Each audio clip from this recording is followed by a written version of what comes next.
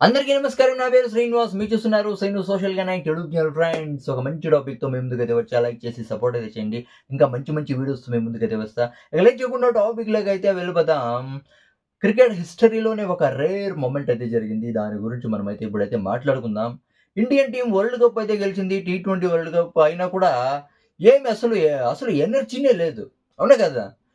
2007లో గెలిచింది. దాని తర్వాత 2024లో అయితే గెలిచింది. రోహిత్ శర్మ కెప్టెన్సీలో.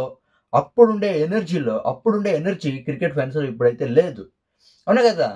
చాలా అంటే ఆర్‌సీబీ 18 తర్వాత ఒకసారి ఛాంపియన్స్ అయితే ఎలా ఉంటుంది చెప్పు? అవునా కదా! అంటే Indian team T20 world cup కంటిన్యూయస్‌గా గెలిచింది. ఇది గెలవకూడదా అంటే గెలవల్ల. కానీ కంటిన్యూయస్‌గా గెలిచింది కాబట్టి అక్కడ అంత ఎనర్జీ అయితే లేదు. అవునా కదా! సంజు శాంసన్ ప్లేయింగ్ 11లోనే ఉండడు అని అనుకునింది మనమంతా. అవునా కదా! ఫస్ట్‌లో ఇండియన్ టీమ్ ఎప్పుడు టీ20 వరల్డ్ కప్ ఆడిందో ఫస్ట్ 3 మ్యాచెస్‌లో అయితే ఛాన్స్ అయితే రాలేదు. దాని తరువాత ఇండియన్ టీమ్ అంటే 8 మ్యాచ్‌లు ఆడితే 8 మ్యాచ్‌ల్లో 5 మ్యాచెస్‌లో ఛాన్స్ అయితే చిక్కింది. ఆ 5 మ్యాచెస్‌లో కూడా తుక్కులేపేసి, ఇరగ్గొట్టేసి 3 మ్యాచెస్‌లో వెరీ ఇంపార్టెంట్ మ్యాచెస్‌లో బాగా ఆడి హైయెస్ట్ రన్స్ అయితే కొట్టాడు. 321 రన్స్ అయితే కొట్టాడు.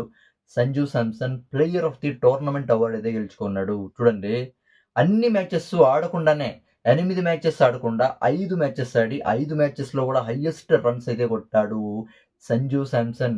అసలు సంజు శాంసన్ లేకపోతే టీ20 వరల్డ్ కప్ గెలిచే వాళ్ళమా మనము అనే డౌట్ అయితే వస్తుంది. అలాంటి పెర్ఫార్మన్స్ అయితే ఇచ్చాడు సంజు శాంసన్.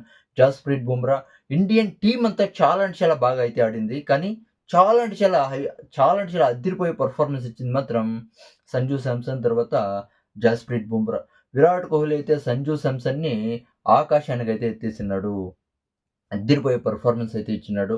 ఈ టీ20 వరల్డ్ కప్‌లో అద్దిరిపోయే పెర్ఫార్మన్స్ అయితే ఇచ్చినాడని సంజు శాంసన్‌ని విరాట్ కోహ్లీ అయితే పొగిడేసినాడు. అంటే సంజు శాంసన్‌కొచ్చింది ఒకే ఒక్క ఛాన్స్.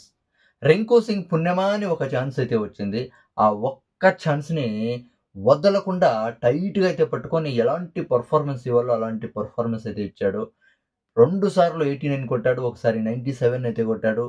వెరీ ఇంపార్టెంట్ మ్యాచెస్‌లో, నాకౌట్ మ్యాచెస్‌లో వేరే మ్యాచెస్‌లో ఆడేది డిఫరెంటు. కానీ నాకౌట్ మ్యాచెస్‌లో ఆడేది చాలా ఇంపార్టెంట్. అలాంటి మ్యాచెస్‌లో అద్దిరిపోయే పెర్ఫార్మన్స్ ఇచ్చి player of the tournament award అయితే గెలుచుకున్నాడు.